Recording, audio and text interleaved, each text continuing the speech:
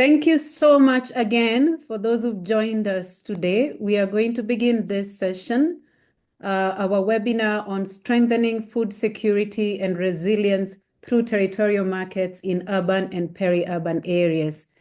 Once again, depending on where you're joining us, it could be morning for you, it could be afternoon. We are absolutely thrilled to have you join us today. Maybe just a few housekeeping rules. This session we have interpretation going on in different languages. You can be able to switch between English, Spanish, and French, which can be activated at the globe icon in the Zoom control. So just look for the globe icon and you can select a language of your choice of preference. This session is also recorded, so we do ask your understanding and consensus on the recording. So just to let you know, it's being recorded and it is organized. This session is organized jointly by the Civil Society and Indigenous Peoples Mechanism, CSIPM, and the International Panel of Experts on Sustainable Food Systems, IPES-Food. My name is Susan Chomba. I'm the Director of Food, Land, and Water at World Resources Institute, WRI. I'm based in Nairobi. I'm very pleased to be your moderator today. I'm also a member of IPES-Food, and so this is also a session that is very close to my colleagues that we work with in IPES-Food.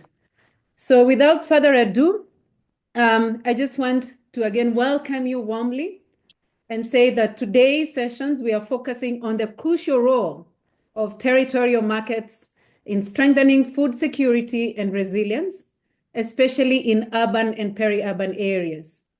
As food systems face crises and the crisis is intensifying, territorial markets have proven essential for feeding up to 70% of the world's population every day. So it's not all doom and gloom. We are looking at solutions, opportunities that territorial markets provide. Today, we are going to have a session of about 90 minutes where we are joined by an esteemed team of panelists who are extremely experienced in terms of research, practical experience, policy-making processes that pertain to territorial markets. They are going to share with us concrete examples and insights on how territorial markets can or do, one, help ensure access to nutritious food for the most vulnerable, support small-scale producers' livelihoods, 3, foster sustainability, 4, connect urban and rural communities, and 5, play a key role in conflict settings. We'll also hear reflections on how policies can better support territorial markets as central pillars of resilient food systems. This discussion is especially timely as the Committee on World Food Security, that's CFS, is currently developing policy recommendations for urban and peri-urban food systems. This presents a unique opportunity to strengthen and support territorial markets through global level policymaking processes. And so in the first segment today, we are going to hear a presentation of the IPES-Food report that is titled Food from Somewhere, Building Food Security and Resilience Through Territorial Markets, followed by experiences on territorial markets in Gaza and Colombia. Then we'll have a Q&A session. So we encourage you as you listen through the presentations to take note of your questions, insights, and post them in the chat box, the Zoom chat box. Then we will have those questions picked and shared with me, and we'll run them in the Q&A session. Thank you so much to all of you for joining us today. We are looking forward to a rich and constructive exchange. And so without further ado, we will have Samuel Ikua from Kenya. Sorry, if your microphone is not on mute, kindly mute yourself. And when we come to the Q&A session, we'll have an opportunity to have an interactive session. So for now, I'm inviting Samuel Ikua from Kenya, who is a member of CSIPM Coordinating Committee, facilitating the participation of the urban food insecure population. He will talk about the high-level panel of experts on food security and nutrition report on strengthening urban and peri-urban food systems to achieve food security and nutrition, and share insights on the policy convergence processes at the Committee on World Food Security on this topic. So without further ado, Samuel, please take on the microphone. Yeah, thank you, Susan, and greetings to you all. First, we will begin by contextualizing territorial markets, and these markets are seen as structures that are located within specific geographical areas and which are often local or regional areas.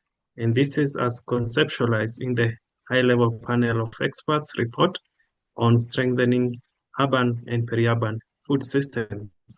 Now, territorial markets, they are usually shaped by either political, legal, social, or economic frameworks within this area, and they are characterized and support the economies of smallholder farmers, food traders who often act in cooperatives, engaging in micro, small, and medium-sized enterprises, in addition to consumer groups and food traders. Now, territorial markets, especially in this 21st century with the globalization agenda, they are seen in contrast to globalized food supply chains that have been proven time and again as unsustainable and unreliable since they are vulnerable to shocks and disruptions. And just to mention a few, we have the 2007-2008 global financial crisis, the most recent one, COVID-19, and also the armed conflicts. And in particular one, we can refer to the Russia-Ukraine conflict, where countries in East Africa had their wheat supply disrupted. And this shows the territorial markets vis-a-vis the globalized food supply chains. In addition, the globalized food supply chains also create food import dependency that undermines national and local food systems and food sovereignty in the long term. Territorial markets have been proven as practical marketing mechanisms that support local food and related sectors' economy. They are environmentally friendly due to low food carbon footprints as a result of reduced food miles, with food traveling shorter distances from point of production to the platform for consumption. In addition, these territorial markets also offer social benefits of farmers and consumers forming cooperatives that also link to consumers and farmers' agency for participation in local and food governance processes. Now, with this and background, we ask ourselves an important question, and this is, what physical planning in terms of urban and regional planning, all policies, infrastructure development, budget allocation, and governance processes should be put in place to strengthen territorial markets and start other markets in other areas to promote food security and resilience in urban areas, especially in this era of multiple and interconnected crises of trade wars, armed conflicts, economic contraction, public health emergencies, and climate change. With that question, and linking to the presentations that we made in this webinar, touching on practical experiences from territorial markets and also research and policy connection to territorial markets. From the CSIPM, we also have some points from the HLEP report on urban and peri-urban food systems, which outline on our priorities, and I will just highlight 5 of them. And number 1 being that territorial markets, as espoused in the HLEP report, support the human right to adequate food.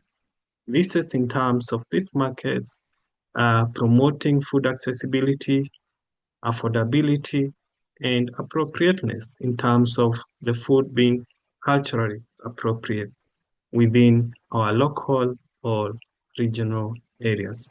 And food accessibility being both in terms of physical access, in terms of food logistics, and accessibility through being affordable with economical access.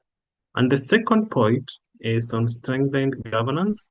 And here we see territorial markets offer platforms for national governments co-developing food security strategies with local governments through engagement in multi-sectoral and departmental food working groups at local government level.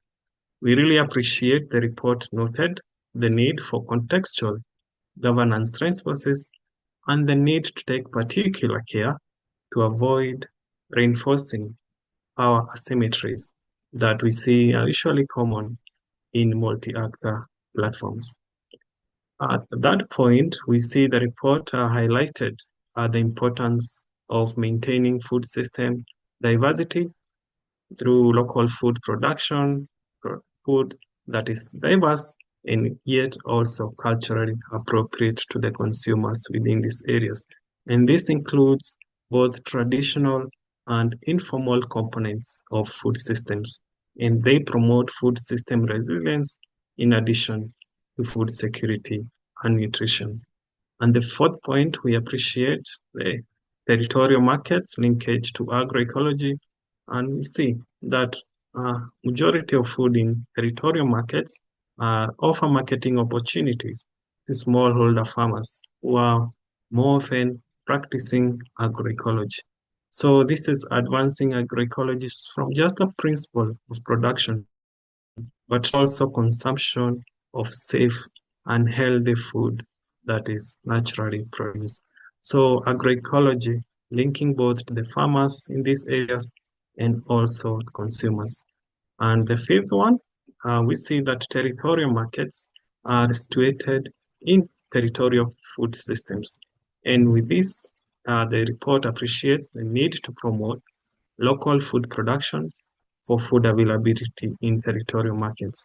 And we see this is very important that both in the short and long term promote food self-reliance and also advance on the goal of food sovereignty so that as smallholder farmers in these areas, as consumers, we take complete control of our food systems.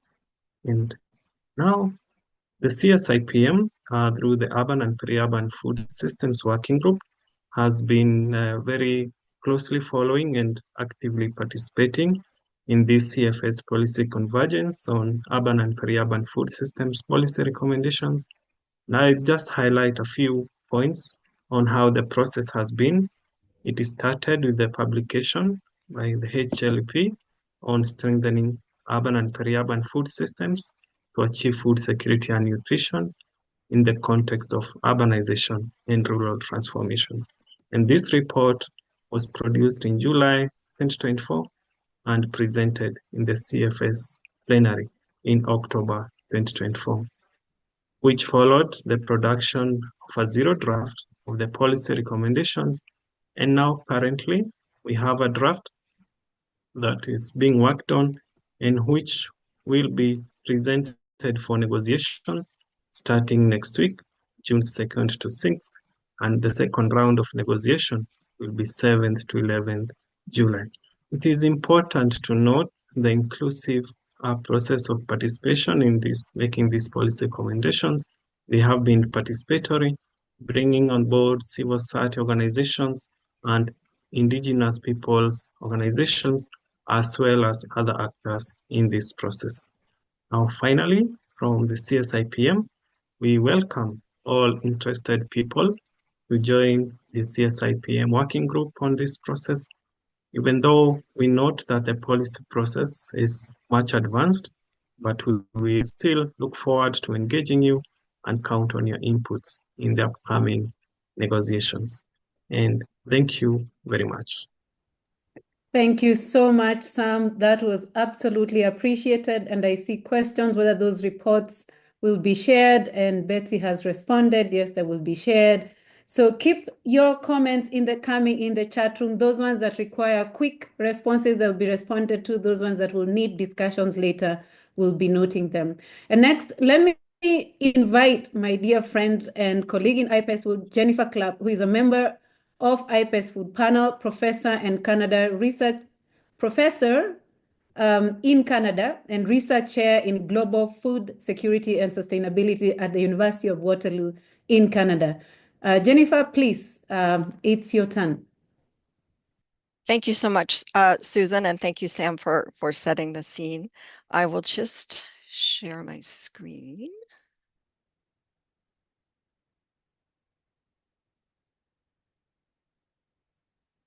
I just want to be sure you can see my slides okay. Excellent. So thank you so much, Susan, for that introduction, and thank you for the opportunity to be here today at this important webinar on the theme of strengthening food security and resilience through territorial markets in urban and peri-urban areas. And my name is Jennifer Clapp. As Susan said, I come from the University of Waterloo, which is in Canada. And I just want to note before I start, I come to you today from the traditional territory of the neutral Anishinaabe and Haudenosaunee First Nations people in Canada. And I would like to know that I'm deeply grateful to be able to live and work on these lands and in these territories. And I think it's important for us to think about territories as we're talking about territorial markets. And I'm very happy to speak today about IPES-Food's recent report, Food from Somewhere, Building Food Security and Resilience Through Territorial Markets. So we're all aware that the situation over recent years through the pandemic, conflicts, climate shocks, food price inflation, trade wars, all things that Sam already mentioned, the situation has become quite untenable with rising food security and market chaos. And these recent events have spurred policymakers around the world to question how to reduce dependency on volatile global markets and also to strengthen food self-reliance within countries and within regions. And further, they've raised questions about how people are actually fed and by whom. It was already mentioned by Susan and Sam that the majority of the world's population are not fed by corporate food supply chains. And so we need to think about how we strengthen the resilience of the food supply chains that are actually feeding people to help fulfill the right to food and to nourish people sustainably and equitably. And we need to ask, and the theme of this webinar is how especially can these goals be met in the world's cities and urban and peri-urban areas, where over half the world's population now lives and which are rapidly growing. So this was the context, the theme that IPES-Food began this work into understanding territorial markets. So to anchor our analysis, the report lays out what we mean by resilience in food systems, because if we want to build more resilient food systems, we need obviously to know what the goals are. And as you can see on the slide, we used clusters of ideas and concepts to organize our analysis on resilience. And so resilience includes, for example, resilient livelihoods, communities, and cultures. And the elements of resilient livelihoods, communities, and cultures are autonomy and agency for the participants and actors in those food systems. It also includes diversity, as well as social cohesion and local food cultures, and equity and access. So resilient livelihoods is a key aspect and goal for resilient food systems. So are resilient environments. Here we're talking about ecological integrity, biodiversity, resilience, and adaptation to climate change.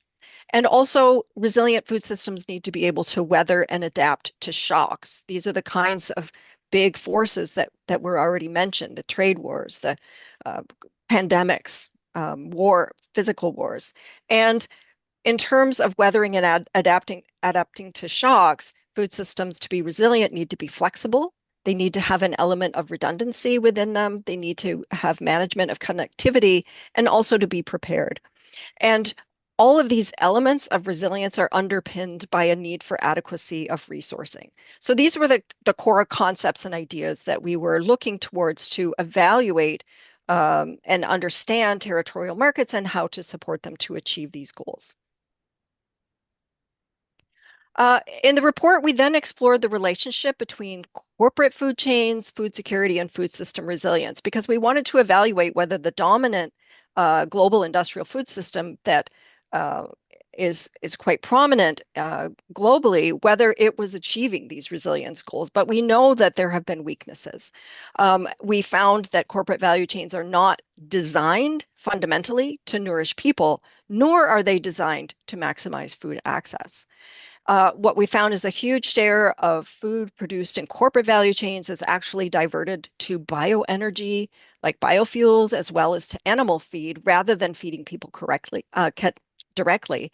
Or those foods were being grown in huge quantities as ingredients to produce energy-dense and nutrient-poor foods, such as ultra-processed foods and other kinds of processed and packaged foods.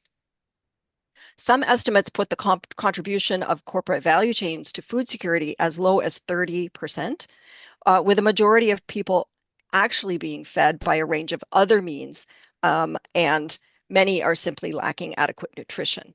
And meanwhile, corporate value chains generate major risks and vulnerabilities. They're fragile in the face of shocks because of the high levels of concentration that are present all along global industrial food supply chains. There are also long food supply chains and just-in-time logistics that mean when shocks happen, these kinds of food systems are not able to respond in ways that would achieve bringing food access to people. Corporate value chains also introduce risks such as environmental degradation, threats to smallholder livelihoods. They also undermine food access and promote uniform and highly processed diets. And that's especially the case in urban areas where large corporations in the global industrial food system tend to target those markets in particular because of the high levels of population. They can make more profit by targeting those regions. So it's really urgent that we understand that the global industrial food system is on a pathway towards fragility rather than resilience. So how are people actually fed? They're mostly actually fed, as Sam and Susan indicated, through what we know as territorial markets. And territorial markets, as Sam defined already, but they're closer to home food supply chains that have several important characteristics.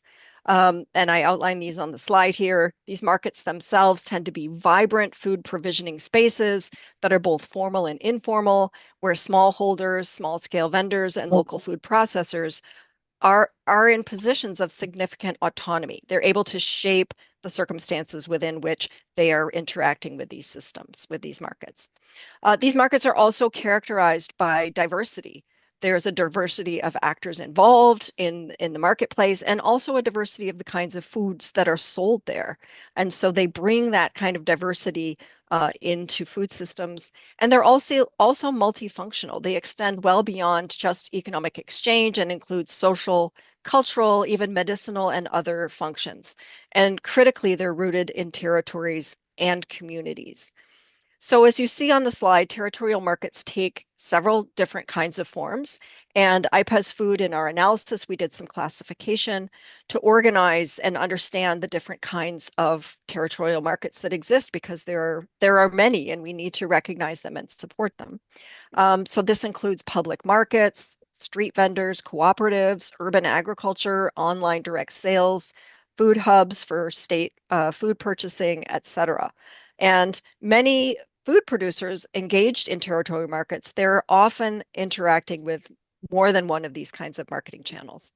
And when we're looking at the global south, we typically see, when we think of territorial markets, the bulk of them tend to be these kind of local, physical kinds of markets, serving communities, providing outlets for small-scale producers. And cities and urban areas in particular are hosts to many of these markets, and they tend to be gathering places and central hubs for food sourcing for growing cities. And they play an especially important role when we consider that around 80% of food needs for cities around the world are supplied within a 500-kilometer radius. So we have to recognize this inherent territoriality of food systems for cities already. So why is supporting territorial markets so important? The evidence that we reviewed for the report shows that territorial markets build food security and resilience on multiple fronts. First, with respect to food security, territorial markets play a crucial role in making food accessible and affordable. This is especially for low-income people in the Global South and particularly urban populations. Studies have found, for example, that in Africa, public market food pricing was actually more affordable and negotiable and cheaper than in supermarkets that serve the corporate value chains. Territorial markets also tend to be better suited to the broader needs and preferences of low-income and marginalized populations because they allow for the purchase of small and flexible quantities of food. They also involve some degree of price bargaining, informal credit arrangements, and they're often physically located in or near low-income neighborhoods. So they do improve that kind of food access along these number of different dimensions.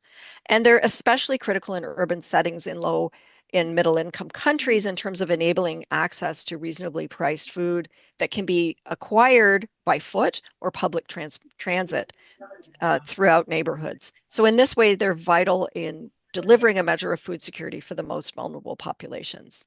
And we did find in reviewing territorial markets around the world that across Africa, Asia, Latin America, and the Caribbean, poor urban households buy most of their food from these kind of open air and street vendor markets. In Dakar, for example, 95% of the urban poor purchase most of their food from cities. The city's 400 markets that are serving 25 million people a day. So these are vibrant market spaces that are serving many, many people. We also found that territorial markets support other key aspects of food system resilience. For example, they provide resilient livelihoods, communities, and culture by providing decent prices and steady income for producers and food processors that sell at these markets. Research has shown that the vendors that sell in these kinds of markets, the producers that sell their foods there, get a higher percentage of the selling price than they would if they were selling into the corporate value chains. These markets also sustain traditional food cultures, they foster community, they ensure access to seasonal, diverse, and nutritious foods. And often those foods are less processed, and that's really important for nutrition. They also support resilient environments by enhancing environmental sustainability and biodiversity. For example, urban gardeners in Quito, Ecuador, grow on average 43 different horticultural species, including heirloom varieties that they sell through territorial markets. And Sam mentioned this link between agroecology and territorial markets, and it's really important to emphasize that territorial markets are a very important outlet for agroecologically and other kinds of sustainably grown foods. Territorial markets are also important in terms of weathering and adapting to shocks. They show a high degree of adaptability. So, for example, in Brazil during the COVID-19 pandemic, around 45% of emergency food initiatives were actually based on local food supply chains because they were the ones that were able to step up and meet those needs because of the fragility of the industrial supply chains. So in all these kinds of ways, these territorial, closer to home food systems, they benefit people, they benefit communities, and they benefit the planet. This is not reinventing the wheel. There is a lot of good work, paperwork on international. Somebody's microphone is on. So territorial. Should I wait, Susan, or yeah? Okay, so territorial markets are the backbone of food systems in many countries and regions, yet their existence and growth is threatened because of multiple barriers that they face. So in the IPES-Food report, we outline 4 concrete barriers that we identify as holding back territorial markets. The first of these is that there are pervasive inequalities, exploitation and discrimination across the global food system, and food access remains a challenge in many contexts because of a broad lack of adequate social protection. Territorial markets are also regularly subject to closures, eviction, and other forms of violent discrimination, as happened in many cities during the COVID-19 lockdowns. And women in particular face a specific set of barriers, including bearing an unequal burden of the unpaid care economy, which can prevent or complicate their participation. Second, we identify that there's a lack of scale-appropriate infrastructure and financing for territorial markets. This includes the physical, digital, and social infrastructure that are often unavailable to informal markets. And that lack of support comes out in terms of subsidies that tend to support the industrial food system rather than the territorial markets. And just as an example, in terms of financing, often is lacking. 70% of smallholder needs for financing go unmet in Africa, for example, and less than 10% of these smallholders have access to formal credit. A third barrier is the unfavorable policies and corporate norms. So for example, we found that health and hygiene and certification standards are typically developed according to the norms of industrial food system and big companies rather than small scale producers and processors and sellers. And fourth, we found corporate co-optation of the terminology and spaces around local foods, territorial foods, et cetera. And it's important to be aware of these power dynamics that Sam mentioned in his opening remarks. So how do we strengthen territorial markets? There are ways to address these barriers and strengthen them through policy shifts and what we call key leverage points. And there are many leverage points. I'll just talk about a few given time constraints, but we identify that support for policies to shield local markets from corporate co-optation are really important. And this includes antitrust and competition policy, for example, as a way to open up spaces and reduce the power of the dominant firms, but also to support inclusive governance models at different scales in cities, in regions, as well as at the national level. We also identified that subsidies can also be shifted to invest in infrastructure networks and people that underpin territorial markets, including, for example, funding for public market infrastructure for public marketplaces, collectives, and cooperatives, as well as rural development and training. Policies can also put territorial markets at the heart of social and nutrition efforts, especially at the municipal and national levels, as well as in terms of planning for future shocks to build resilience. So territorial markets, in other words, need to be at the center of responses to these multiple crises we're facing. And finally, just to say, local and national governments can also redirect public procurement and state purchasing schemes to support sustainable and small-scale producers to support better nutrition.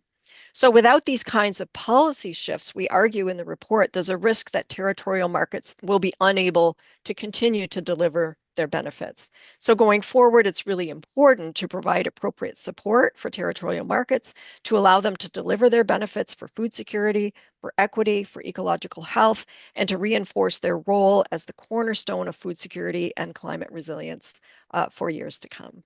And with that, I would just say thank you very much. Here's an image of the cover of the report, and I hope that the report has been put, the link to the report has been put in the chat. And with that, I will say thank you. Fantastic. Thank you so much, Jennifer. That has been really, really good rundown of both the significance and importance of territorial markets for people, for ecology, nature, and for the planet, as well as some of the challenges that territorial markets face and how we can actually strengthen them. That has been really, really well received. Thank you so much. And because of time, I will kindly request the next set of speakers to kindly keep within their assigned time so that we don't run over and we have time for discussions, Q&A in the end.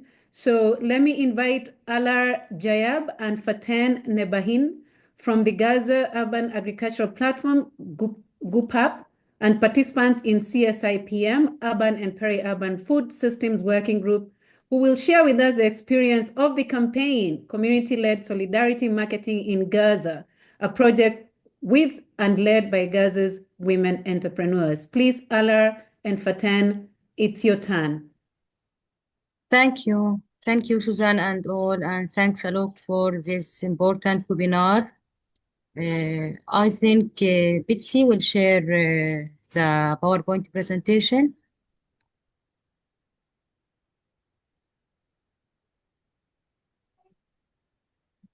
Yes, Betsy, I can't see it. Yes, we can't see the presentation. Oh, now it's there. Yes, yes. Thank you, Yeah. Betsy. Thank you all. Yes, I'm from Gaza Urban and Peri-Urban Agricultural Platform. We at GUPAP, we call it GUPAP, work with women agripreneurs those women who digging in the rock to support themselves and their families. So for that, we facilitate from 2019 establishing a local forum. It's a safe space for those women called Urban Women Entrepreneurs Forum, UWAF. This space aims to share their capacities and advocate their rights and also support them. Yes, Betsy, the second, next one, number 4. Yes, thank you. As we know, before the war and crisis in Gaza, we have over than 75 of these SMEs, small and micro agricultural enterprises, are totally from women, and their enterprises are critical to food sovereignty. At GUPAP, we make a rapid need assessment during this crisis and find out with the WAF members, and we have more than 300 urban women entrepreneurs. We find out that 50% of those SMEs are totally or partially damaged and need rehabilitation and reconstruction. Another 20% of these SMEs still operating but required accelerated support. And the 30% of these SMEs continue produce and working but with low capacities. Yes, next, Betsy. Thank you. So one of our modalities to support these women entrepreneurs is CLSM, which is community-led solidarity marketing approach. This approach, we have conducted many campaigns through this approach. This approach aims to link local producers to households in need and to encourage collaborative purchasing, and also to promote food sovereignty and economic justice. What we do in these community-led solidarity marketing campaigns, that we purchasing all the local products of those women, collect all of these products, and after that, checking the quality, we set up a committee to check the quality. After this, we packaging all these local products and distributing it to displaced households in very small shelters. Yes, this campaigns and this also approach makes an added value to firstly to the household, because among this starvation and among this malnutrition here in Gaza in these times, people find something different of these unhealthy cans, many of these cans which is unhealthy and make many disease on the long term. The people find dates, olives, and all the Palestinian food and the products like thymes, cakes, ma'moul, and all of these things. Yeah, so we try to depend on these local capacities, even though, yes, thank you, Bitsy. And this, we work this in partnership with Zaid Sustainability Prize and with IPES also and other partners. What we do in October, in September, firstly, 2024, that we try to save the seasonal crops, which is dates, from the trees among this crisis, collect all of these dates with fair prices, and after that distribute it. At October, we do the same with olives, and after that, in partnership with IDOS, we have in 2025 at February, we have all of these local products, very delicious, nice, high quality of these women who works through this crisis to have all of these products. And I let my colleague Faten continue and tell us about all of these products and what we do in details. thank you all for your listening.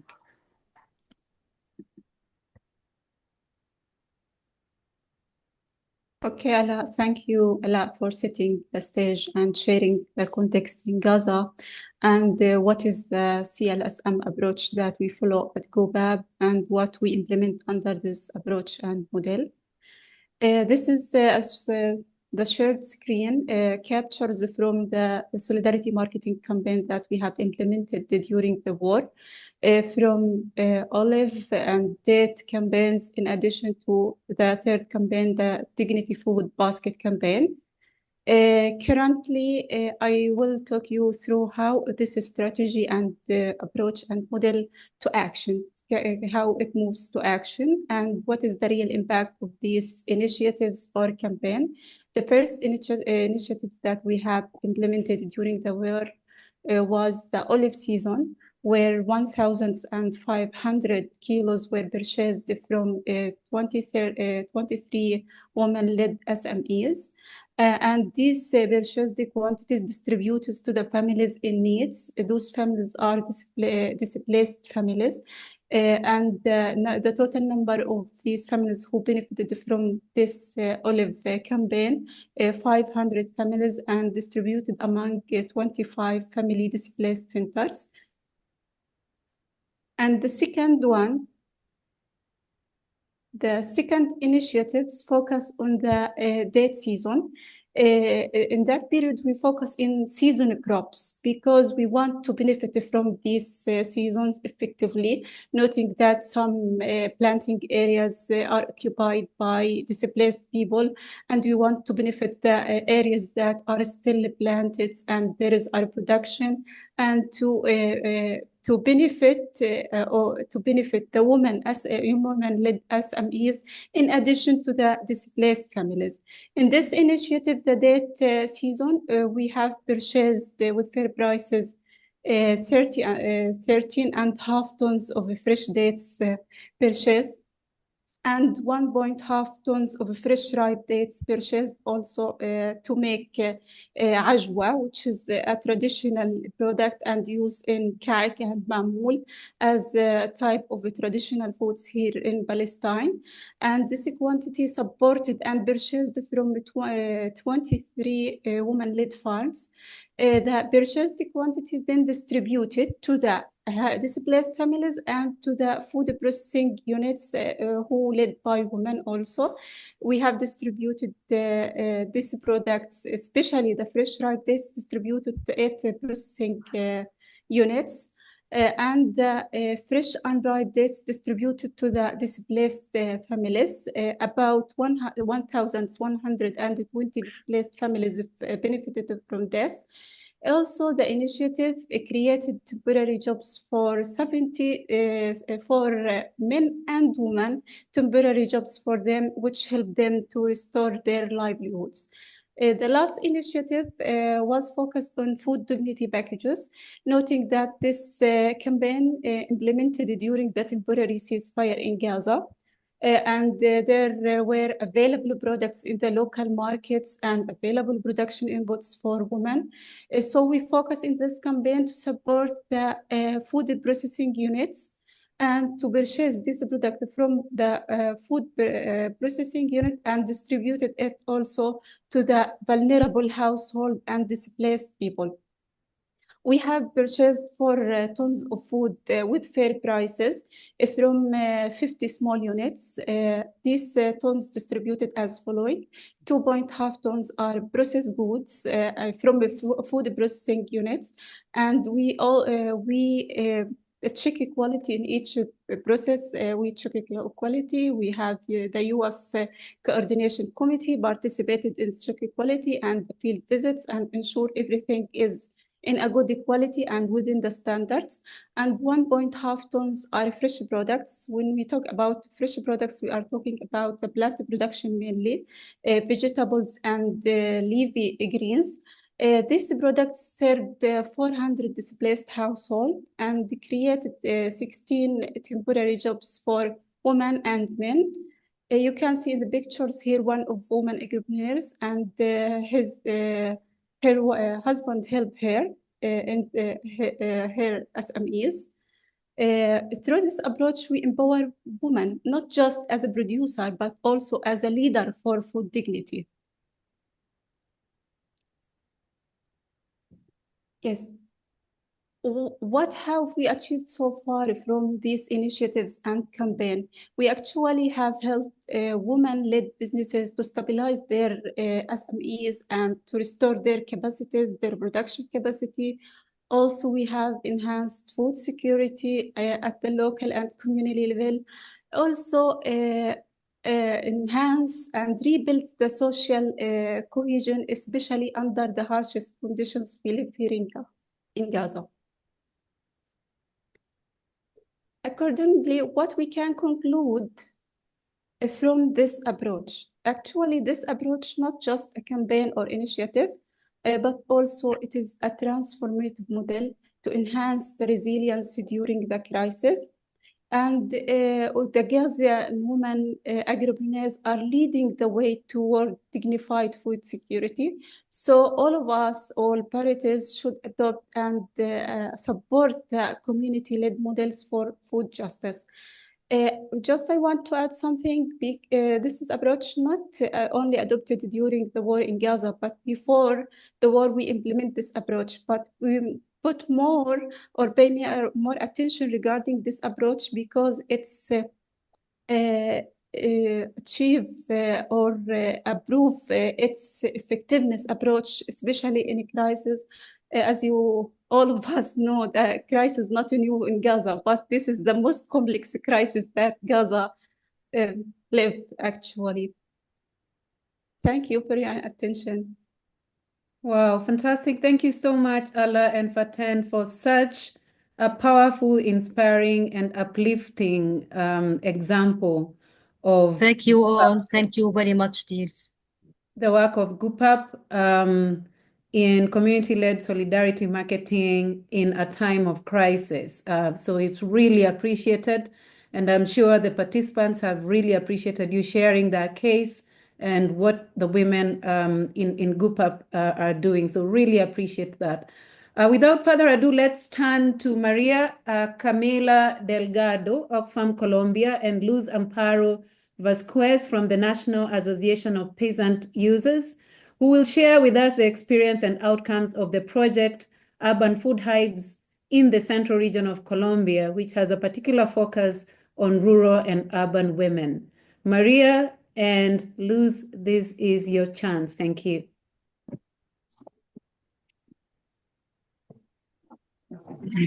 Hola, muchas gracias. Buenos días para todas y para todos. Nosotras vamos a hacer un cambio y vamos a hablar en español junto con mi compañera Luz Amparo Vázquez. Ahí, bueno, nosotras les vamos a contar, pues no sé, Betsy, si la tienes la Maybe, Maria, presentación. just to mention at this point, for those who may have forgotten, to check on interpretation. If you're not fluent in Spanish like myself, you look at the globe icon and you see interpretation and you press there, you'll be able to select a language that works for you. Thank you so much, and sorry for the interruption there. Gracias.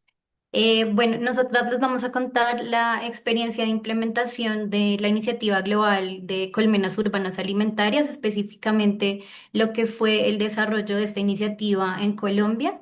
Esta fue una iniciativa que desarrollamos entre Oxfam Colombia, pero en un trabajo territorial y conjunto con 3 organizaciones territoriales que son la Corporación Tierra Libre, el programa Mujer de la Asociación Nacional de Usuarios Campesinos, de la que es parte Luz Amparo y ya les va a contar más adelante, y la Fundación San Isidro.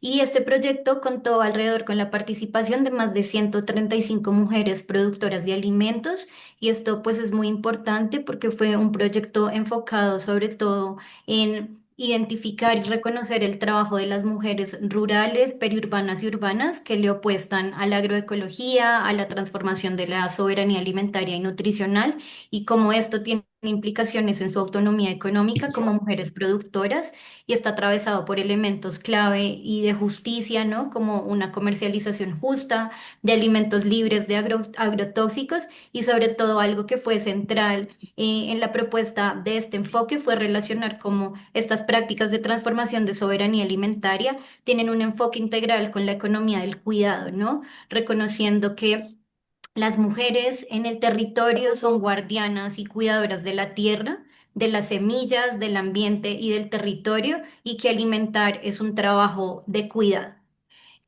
Yo no estoy viendo la presentación, no sé si se está No, proyectando. no se ve. No, María Camila, no se ve. Gracias. Ahora Eh, sí. Ahora sí. Sí. Bueno, contarles pues a grandes rasgos que pues el proyecto tuvo como varias capas y varias fases antes de fortalecer como tal el ejercicio de los mercados territoriales o mercados campesinos y los circuitos cortos. Hubo también un ejercicio de fortalecimiento de capacidades que se realizó con las mujeres. Este fue como el objetivo principal y también esto se conectó mucho con la posibilidad de visibilizar e incidir, ¿no? Como este ejercicio ya más ampliado en términos de identificar las políticas públicas y también este rol que deben tener los gobiernos locales, pero también regionales y nacionales, para visibilizar la importancia de las mujeres en la producción rural, sobre todo en esta región, que si quieres ver si la siguiente, por favor, que fue donde se desarrolló el proyecto. Se desarrolló en la región central de Colombia, donde se encuentra Bogotá como este nodo ciudad metropolitana que funciona como un conglomerado urbano, pero que se articula con diferentes zonas y municipios que pues son donde se encuentran las mujeres, donde desarrollamos este proyecto y donde se concentra la producción principal de estos alimentos. Entonces, el proyecto se desarrolló en Bogotá con mujeres urbanas pero también periurbanas como Fusagasugá y la región de Sumapaz, y urbanas también de Boyacá, perdón, y rurales también de Boyacá y Cundinamarca. La siguiente, Betsy, por favor. En términos de contexto, quisimos como traer algunos datos importantes para visibilizar también lo que es la situación de las mujeres campesinas en Colombia. Creemos que es clave hablar no solo como de hambre oculta, ¿no? Sino que también como el hambre ya se vuelve como una situación visible y de inseguridad alimentaria.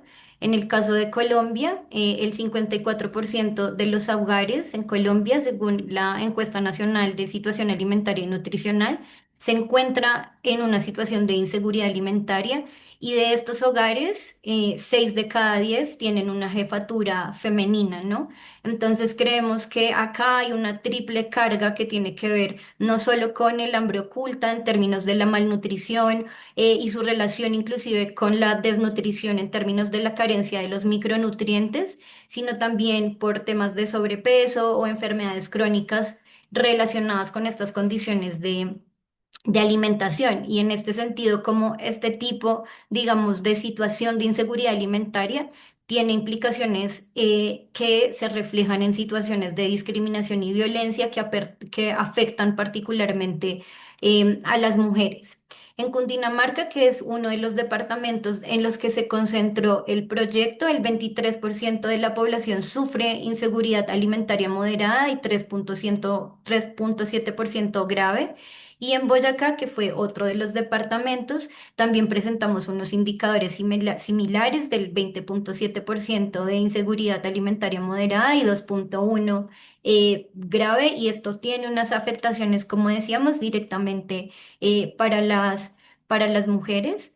En términos también para nosotras es muy clave cómo esto también de la seguridad alimentaria se relaciona mucho con la tenencia de la tierra para las mujeres y sobre todo también cómo las mujeres lideran sus unidades productivas, ¿no? Entonces, pues en este caso, en el dato es que es muy bajo, prácticamente de las unidades productivas agropecuarias en zonas rurales de Colombia, solo el 25% es liderado exclusivamente por mujeres. Y en general, como les decíamos también en términos de esta tarea, ¿no? El alimentar o el suministro de alimentos como una tarea de cuidado no remunerado y al que las mujeres dedican dobles o triples jornadas, equivale más o menos, ¿no? Al 75%. Y quizá un dato que es muy importante es que Colombia es uno de los países más desiguales en términos de la concentración de la tierra. El 1% de la tierra, el 1%, perdón, de la población concentra prácticamente el 81% de la tierra y de ese porcentaje de tenencia, solo el 36% de estos predios tienen propietarios titulados a nombre de mujeres. Entonces creemos que estos elementos, ¿no? Como de contexto y datos, son muy clave para esta propuesta, muy concentrada en la seguridad nutricional y alimentaria, desde las prácticas y los saberes de las mujeres en sus diversidades. La siguiente, Betsy, por favor. Mm, Como pues les contábamos, esto fue parte de un proceso continuo que se fue como articulando y tejiendo hasta lo que es la experiencia de los mercados territoriales, y para esto hubo primero un ejercicio de fortalecimiento de capacidades, sobre todo en cuatro temas clave. El primero fue un taller o un espacio de formación que se denominó Siembra, Cosecha y Cocina, un poco en esta continuidad, como en estos pasos, siembra, cosecha y cocina, siembra muy relacionado con los ejercicios de implementación de huertas familiares y el intercambio de semillas, lo que ya son los espacios de cosecha en términos de reconocer los saberes nutricionales desde la experiencia de cada mujer, y también un ejercicio de cocina, un intercambio de recetas, de trueque de alimentos también desde lo propio. Hubo también unos talleres de nutrición para aproximarnos también a hablar sobre qué es, desde la soberanía alimentaria y nutricional, construyendo lo que es una canasta básica, que rescate, ¿cierto? Como los saberes territoriales, pero también la perspectiva de cuidado y estos hábitos ya más saludables desde una perspectiva territorial, y local.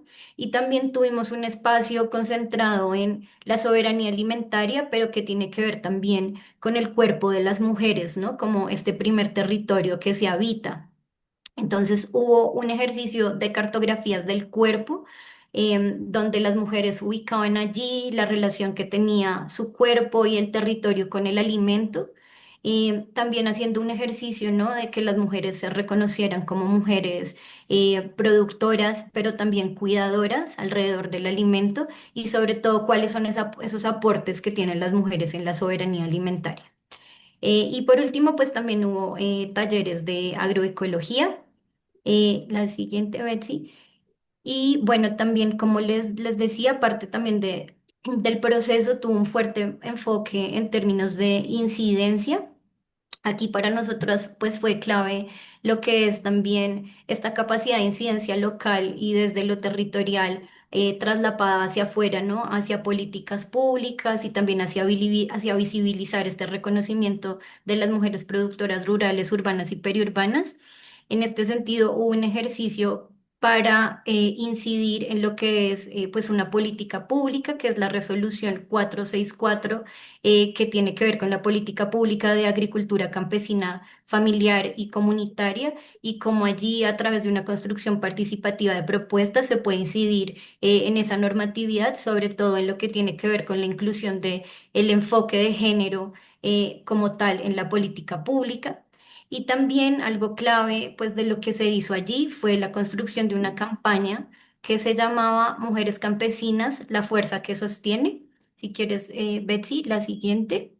Acá pues mostramos de pronto, esta fue una campaña que se movió principalmente en redes sociales, hubo todo un tema pues de visibilización, de piezas y de videos, y lo que se quiso mostrar allí fue cómo, el rostro, ¿no? De las mujeres en el campo tiene diferentes edades, ¿no? Se trabajó con mujeres jóvenes, con mujeres adultas, que labran la tierra, la cultivan, la cosechan, y la comercializan, ¿no? Entonces, de distintos productos, frutos secos, transformados, y sobre todo mostrar estos rostros de mujeres que, han sido invisibilizados o despolitizados, ¿no? También del desarrollo como nacional, y también de los procesos organizativos que hay detrás, relacionados con la cultura, pero también con la producción campesina de los alimentos y sobre todo de cómo son estas mujeres quienes crean vida digna y sobre todo en un país donde tan marcado por el conflicto tiene un rol muy importante estos trabajos de cuidado alrededor de la alimentación para la construcción de paz. Entonces, bueno, esto es como un poco estas primeras partes y le doy la palabra a Luz Amparo que les va a contar como tal lo que ha sido pues la experiencia territorial de los mercados, lo que ha significado esto para las mujeres y cómo este proceso continúa al día de hoy. Entonces, adelante, Buenos Luz. días, gracias compañera, gracias a todas y todos. Yo soy Luz Amparo Vázquez de la Asociación Departamental de Usuarios Campesinos, Thank you, ANUC. Camila. And could I request Luz to keep it short, please, so that we have a few minutes in the end for Q&A. Luz, please.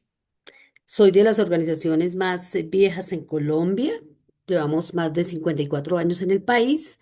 Sin embargo, somos una organización mixta y como lo dijo mi compañera, soy de un tema importante que es todo el tema de género. Lo hemos enfocado dentro de la misma organización y hemos permitido desde los 80 más o menos que iniciamos mercados, que la incorporación de las mujeres estuviera frente a los mercados. Inicialmente éramos el 30% de mujeres dentro de los mercados y finalmente pudimos tener un espacio propio y tener más del 70% hoy como mujeres dentro de los mercados, porque aunque producimos y aunque enfriamos el planeta, preservamos la biodiversidad, sin embargo, no somos dueñas de la tierra y mucho menos de los activos productivos que tenemos de la misma tierra.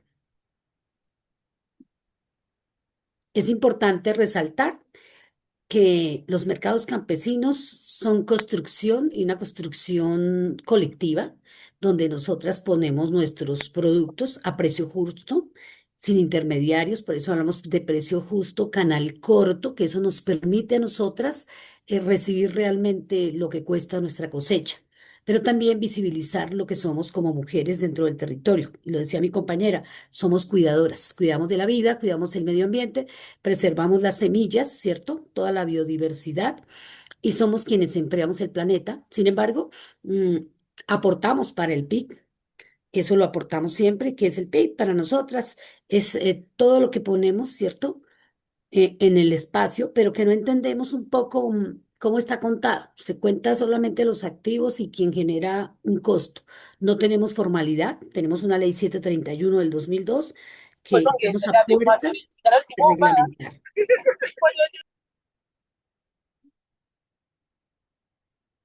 También decirles que para nosotras no solamente estamos alrededor de un mercado, Sorry, are the sino interpreters, can you hear the speaker now? Let me just check that you can hear the speaker, the interpreters. es importante también decir que a partir de este Okay, thank hallazgo, you. So except with the exception of Luz, everybody else kindly have your microphone muted. And thank you so much, Luz. logramos crear espacios que los verán posteriormente, como son los corredores turísticos y la olla comunitaria. Los corredores turísticos son espacios donde podemos ver en la actualidad desde dónde salen los productos, cómo se cosechan, cómo se siembran y quiénes lo hacen. Prácticamente, como lo digo, somos las mujeres. Sin embargo, también hemos logrado hacer incidencia, que es lo importante para nosotras, los espacios de incidencia que han hecho otras organizaciones. En el caso que estoy representando hoy, soy ANUC, pero en este espacio estuvo Tierra Libre, está en Fusagasugá y en otras partes del país, y Fundación San Isidro, que específicamente está en el territorio de Boyacá. ¿Qué hacemos actualmente? Actualmente nosotras trabajamos los corredores turísticos, pero los mercados simultáneamente siguen trabajándose. Fusagasugá tiene una tienda, o sea, un espacio propio. Nosotras tenemos algunas plazas de mercado donde funcionamos como campesinas. Las compañeras de la Fundación San Isidro también siguen haciendo sus mercados en algunos espacios donde pues la logística a partir de lo que se hace de incidencia la pone el gobierno. Es importante también ver que para nosotras los corredores turísticos han generado unos ingresos para las mujeres. No son los esperados, yo lo sé, porque quisiéramos más, pero también le hacemos, a partir de este proyecto, tener conciencia de que hay un autoconsumo, ¿cierto? No solamente es proveer para otros, sino también consumir conscientemente y saber que es un alimento de verdad, un alimento bajo en sodio, un alimento que no tenga sobresaturado sobre azúcares, grasas, pero que también permita calorías al cuerpo y beneficien de una u otra forma un bienestar y una salud, porque pues la salud pasa por lo que nosotras comemos. No sé si voy muy acelerada, me disculpan, yo hablo un poco rápido y creo que el tiempo es corto, quisiéramos contarlo todo. Nosotras tenemos unos retos, ¿cierto? Y nuestros retos van más allá. Y ya estamos trabajando para ellos. Decirles que tenemos un proceso que está caminando sobre soberanía alimentaria nutricional en Colombia con un decreto ley. Tenemos otro decreto ley caminando, que es la política pública de agroecología, uno importante y es el que trabajan las compañeras, porque todas, aunque estemos en diferentes espacios, nos juntamos, ¿cierto?, a la hora de hacer incidencia, a la hora de exigir. Algo muy importante que podemos decir de lo que queremos como retos es también entender un poco que nosotras somos sujetas de derechos, ¿cierto? No solamente productoras y reproductoras, existen leyes que nos cobijan, pero también necesitamos que esos retos y esos acompañamientos también estén acompañados de lo que nos decían las compañeras que me antecedieron de los otros países, que el tema no solamente pasa por eso, sino debe tener también un tema económico, ¿cierto? Un presupuesto, porque no podemos realizar algo sin tenerlo económico. Tenemos algunos retos y para nosotros esos retos son grandes y son muy grandes porque aunque los hayamos trabajado juntas, este gobierno que ha sido un poco más cercano a nosotras nos ha permitido ir más allá. Y más allá de estos retos es identificar esas barreras que tenemos nosotras las mujeres para acceder a los mercados, pero también para acceder a los activos. Espacios de atención y prevención para las mujeres. Esos espacios de atención y prevención es lo psicológico. Aunque se atienden muchas cosas hoy en Colombia, si ustedes ven el suicidio, ¿cierto? El homicidio y, ¿por qué no, el feminicidio?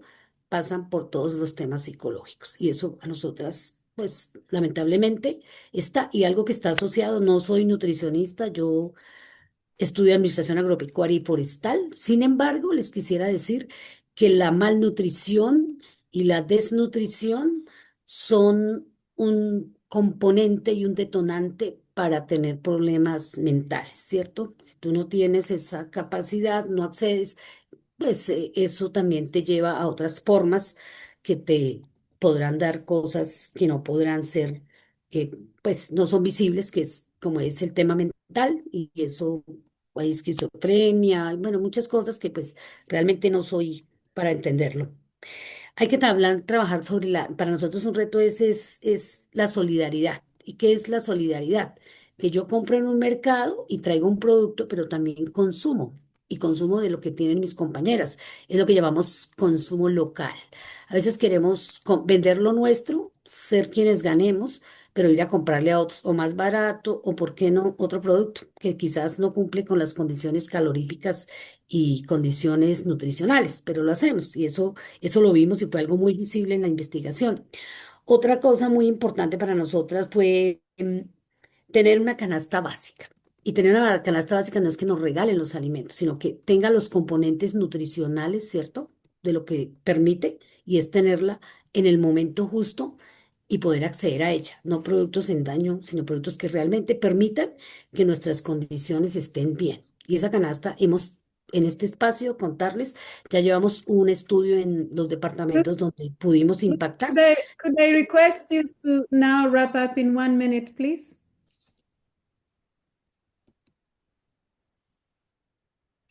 Es importante entender que la canasta básica permitiría tener las calorías suficientes, ¿cierto? Si es una proteína, ¿qué cantidad necesito yo para consumir diariamente, semanalmente y por qué no mensualmente? ¿Y qué costo tendría esa canasta si con lo que yo, con los ingresos que tengo, accedo o no puedo acceder? Y eso me permite también llegar a una incidencia y decirle al gobierno que no es suficiente tener programas de asistencia asistencialismo, sino tener programas que realmente le permitan a las mujeres una calidad de vida.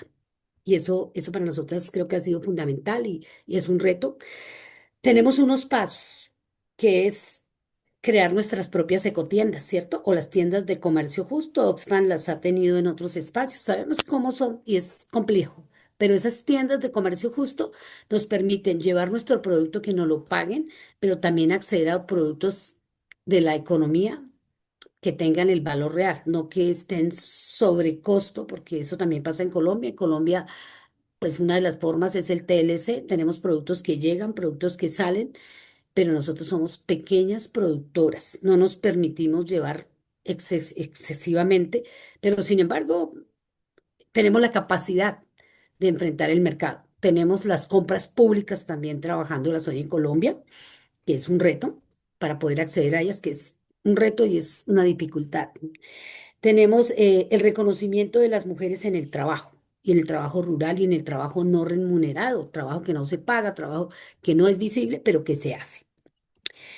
Un instrumento de monitoreo que nos hace falta a nosotras para saber realmente cómo accedemos, cómo estamos en el tema de tierras, cómo estamos en el tema productivo, pero también cómo estamos. Y estamos a puertas con este gobierno de la reforma rural integral, pero la reforma rural integral debe contar con un enfoque de género, generacional, pero también vernos como sujetas de derechos, y en esos derechos está el acceso a la tierra y a los activos productivos. No solamente por poseer una tierra, pero por buscar esos circuitos agroalimentarios en Colombia que nos permitan tener alimentos de verdad, ¿cierto? No alimentos por tener. Y no es solamente hablar de seguridad, nosotros hablamos de soberanía. La soberanía me permite a mí proteger medios de vida, recibir, si soy indígena, si mi costumbre es comer, no sé, en vez de una proteína, y la proteína que yo como animal son cabras, pues es lo que debo comer. No es la proteína que yo le imponga, sino la que realmente mi cultura tiene preservar. Algo importante Perdona, es, Luz Amparo, hola, perdona que te hola, interrumpa, pero debemos ir cerrando ok, este ya momento vamos a cerrar. para dar paso a la sesión de preguntas. Ok. Gracias. El fortalecimiento de las organizaciones, ¿cierto? Bajo el tema de la incidencia. Y es cómo nosotras logramos incidir y cómo logramos Yeah, participar. so Muchísimas Liz, I'm gracias. afraid I really feel terrible to be the one who's cutting you short. Really, really fantastic insights in terms of what's happening in Colombia. But in the interest of time, allow me, Tenemos un video, si lo pueden mostrar, es muy is sencillo, there donde some las mujeres problem in terms participan. of the communication between the two sides? It seems like she's not getting um, the Ay, no nos messages da el from tiempo. us. Yeah. So I'm afraid in the interest of time, we have to close this but not before thanking you, Maria and Luz, so much in terms of sharing the policy dynamics that are going on, the support to national, to women in agroecology, market systems, through national and subnational policy processes, creating more awareness, advocacy around hidden hunger, around discrimination and violence that is facing women, land concentration, and so many issues that I think a lot of us can relate with when it comes to women participation in territorial markets and basically in the food systems in different areas that we work in. So thank you so much. And with that, I'd like to close that session of presentations. Fantastic insights from Gaza, from Colombia, really, really good presentations as well there on the reports. And so we want to turn to our second last session, which is basically a Q&A. Would love to hear from our audience, would love to hear the questions that you have right now. I'm sure the panelists will be able to come in, and I can also see some hands up. So in terms of how we are going to do this, we are going to have two quick questions. One that was already posted in the chat, I'm going to read. I see Hamadi's hand is up, so I'm going to come to you, Hamadi. And once we finish with those two, we'll have a quick intervention from Shalmali. I know Shalmali is on here. We'll have a quick intervention from her. And then we see how we are managing in terms of time, whether we'll have more time for more questions. But for now, let me pose a question here from, I hope I'm pronouncing your name properly, Soud. How can local and territorial markets become spaces for grassroots democracy that promote food sovereignty for urban, peri-urban, and rural communities. So how can territorial markets become spaces for grassroots democracy that promote food sovereignty for urban and peri-urban rural communities? So that's the question number one. Panelists, please take a note of that. I'll come to you. And the second question, let's hear from Hamadi. Hamadi, I see your hand is up. If you can hear me, please unmute yourself and ask your question. Oui, oui, oui, merci beaucoup. Merci sincèrement beaucoup pour tous les panélistes. Les exposés ont tout dit, ont tout évoqué. Ma question est la suivante.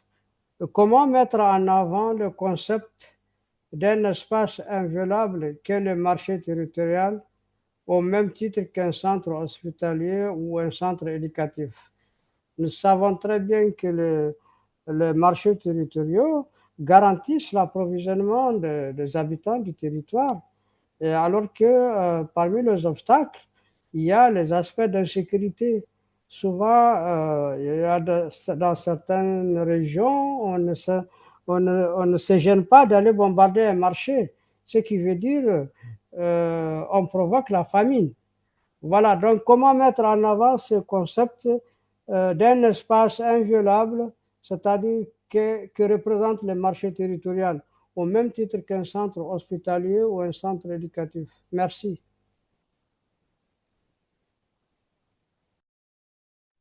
Thank you, Hamadi. Just to paraphrase that, if I got it correctly, the question is, how do we promote and strengthen territorial markets in contexts where we have insecurity?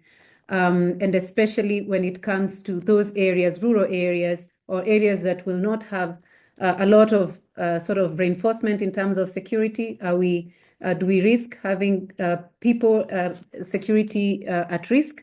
So I think that was the question, if I'm correct. But for those who can immediately interpret from French to English, if I missed anything there because the English translation was a bit shaky, please feel free to correct me. So with those two questions, territorial markets, promoting spaces for grassroots democracy, and then addressing the issue of insecurity risks in territorial markets. Let's come back to our panelists. And so I'm looking at the panelists. Maybe we start with you, Jennifer. You can weigh in on these questions. And then if any other panelist also feels that there's some gap that is missing or something that they'd like to add, please feel free to let me know. Jennifer, please. Thank you, Susan, and thank you for these questions. And I do look forward to the other panelists' responses from the more regional perspectives. But in terms of making territorial markets spaces for grassroots democracy, I mean, they are really well set up for exactly promoting agency and autonomy in terms of the participants in these markets. And so already that's really important for democratic participation, is to give participants a voice and also to shape governance of these markets. And I think that's an area where we do need to do some more work in terms of understanding the different ways in which these markets govern themselves and how they can be places to better support grassroots democracy. But I do think it's essential in the face of the corporate takeover of food supply chains that we look to these spaces for these kinds of benefits. In terms of Hamadi's question on security, I think that's a super important question, and it's maybe not one that we identified specifically in our report, but in terms of thinking about ways that subsidies can be shifted to support infrastructure, providing security support is definitely one of those things that this infrastructure support can provide from governments, be it municipal governments or national governments, to support these markets. But I think especially in terms of the growing conflicts around the world, and I'd love to hear from the other participants on this question, I think it's a really vital question. So thank you for raising it. Thank you, Jennifer. Any other panelists? Faten, do you want to weigh in on the question around security experiences from Gaza? What could be done to strengthen territorial markets in a context where sometimes security is a key challenge?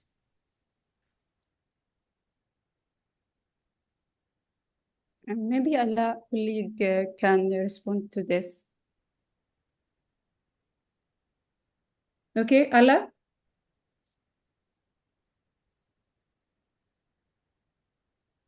Can you hear us? Alaa, if you can hear us, you're muted. Any thoughts on how we can strengthen security for territorial markets?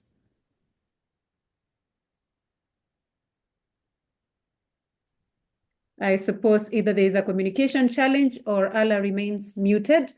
And so any other panelists, are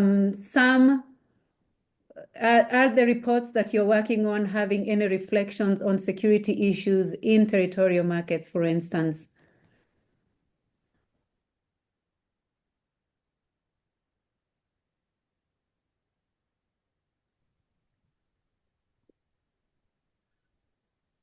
Sam Ikua, can you hear me? Bueno, aquí en Colombia, ¿podría ser yo? Yes, No I'm puedo, no coming encuentro to dónde you. levantar la mano. Aquí en Yeah, Colombia, sure. Let's hear from Colombia, Luz, please. en Colombia estamos buscando tener políticas de Estado, ¿cierto? Que permitan una seguridad jurídica integral, ¿cierto? Porque no basta solamente con estar en el espacio, nos deben garantizar la seguridad jurídica integral. Y para eso, pues estamos trabajando en políticas públicas, ¿cierto? Que logremos avanzar y que también se nos permita promover nuestros alimentos, ¿cierto? De una manera justa, propia y organizada. Y eso, pues sabemos que hay muchas barreras porque todo pasa por lo legislativo y por el orden. Sin embargo, hemos hecho incidencia en algunos espacios para que eso se nos garantice. En algunos sitios pequeños, sí, no de los 1.000 y pico de municipios no hemos logrado, pero en un porcentaje pequeño sí lo estamos logrando. Gracias.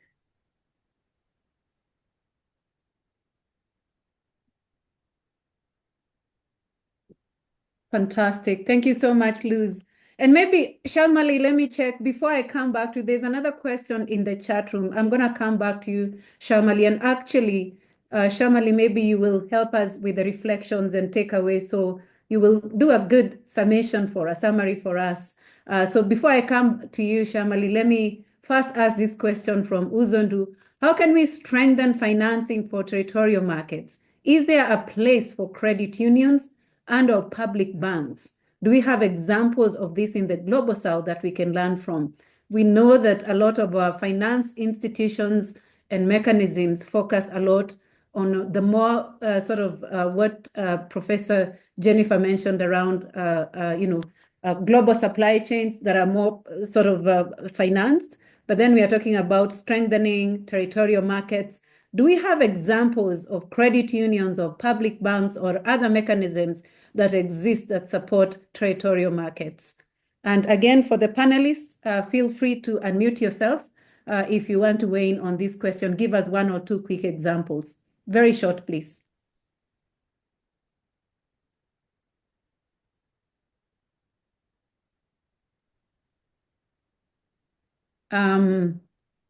Maybe I can be a little bit sort of guiding. Let's hear from Colombia. What kind of finance mechanisms are you seeing for territorial markets in a very short, brief response? Por ahora tenemos proyectos PIDAR que realmente no cumplieron con las condiciones para poder estimular la producción, ¿cierto? Y la producción a mujeres, porque no basta con el espacio, tenemos que tener una producción realmente que permita enfrentar a los mercados. Tenemos, por otra parte, las compras públicas, que son los institutos de bienestar familiar, las cárceles, que deberían comprar, deberían, y lamentablemente eso no pasa. Estamos escasamente no alcanzamos a cumplir ese 30% que fue convocado.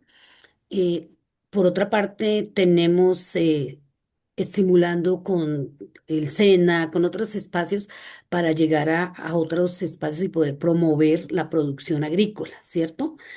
Pero no es suficiente, la política no es suficiente para estimular. Teníamos algo propuesto, realmente no pasó, y era esos sistemas TECAN, o sea, donde tenemos la producción alimentaria, que eran proyectos, pero no, realmente no se ha materializado. Está como proyecto y eso también nos permitiría tener unos circuitos agroalimentarios donde podemos promover y también podemos estimular la producción agrícola. Estamos a esperas de una reforma, lo dije en mi presentación, rural integral, que nos permita acceder a los incentivos económicos, pero también que se nos genere y se nos dé la posibilidad de tener un mercado. Fabulous. Thank you so Un much. mercado, ¿por qué no? Que un mercado que pretenda el consumo de alimentos propios territoriales y no pues los que nos están imponiendo. Gracias. Thanks, Luz. In the interest of time, let me hand over the microphone to Shalmali. If you can hear me, Shalmali. Yes, Susan, I can hear you. Yeah, I can hear you. Can you see me and hear me? Yes, we can hear and see you. Okay, all right. All right, hello everybody, and I'm very glad to be here, and my apologies that I was not able to hear all the presentations.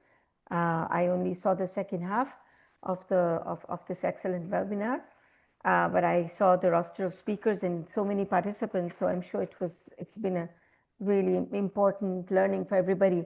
What I can do in a few minutes is really share some aspects about territorial markets from the Asia Pacific region, the region that I am in, not some examples, but I can't really provide a summary, Susan, I'm sorry, of all the excellent points that have been raised.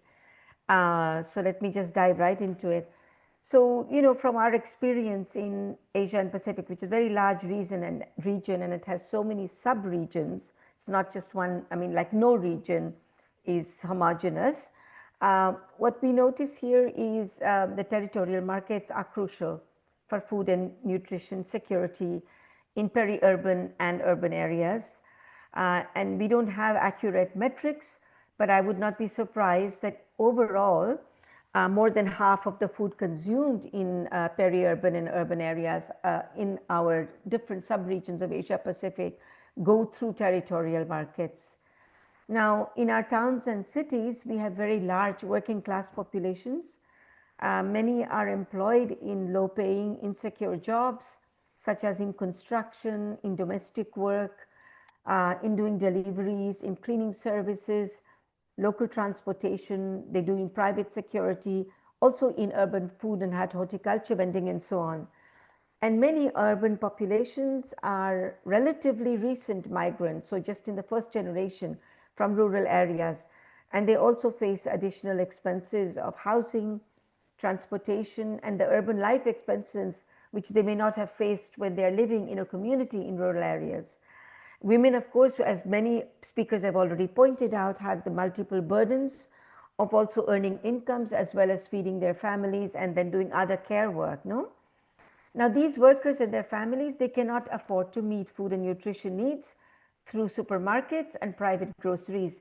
And this is the unfortunate trend in much of Asia Pacific countries to privatize and to support supermarkets and these big private groceries which have aggregators and so on.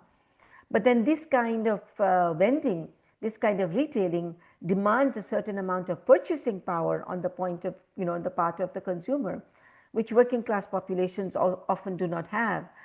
So most of the working class population and their families, especially the poor, get their food from local vendors on a daily basis and from small scale peri-urban and urban agriculture, either through purchase but also through bartering and exchange. And much of this food is also cooked food because they don't have the luxury of time and space and labor and money to prepare their own food and to purchase raw materials for it. So as the CSIPM and the IPES-Food reports show, territorial markets, they deliver multifunctional benefits beyond immediate food security, which of course is important, but the other benefits include employment, health, nutrition, preserving traditional nutritious foods, innovation, incomes, and social and gender equality. And territorial markets are especially important to build the agency and autonomy of women. And as the speaker, Faten Nebahin, said very effectively, that women's dignity is upheld in these types of, this kind of food provision, which is food provision with food justice, especially in very shall we say, insecure situations of conflict. Now, but to realize the full potential, territorial markets need public support. They need adequate physical infrastructure, logistics, storage, services such as water and energy, affordable and equitable credit, technical capacity and support, and all which is appropriate and accessible to food systems actors that are engaged in these markets. And also, of course, very important here is the relationship between public procurement and social protection programs and territorial markets, for example, with school meals, community kitchens, food supply in hospitals, colleges, governments, public hostels for youth, and various other public programs for urban poor and families.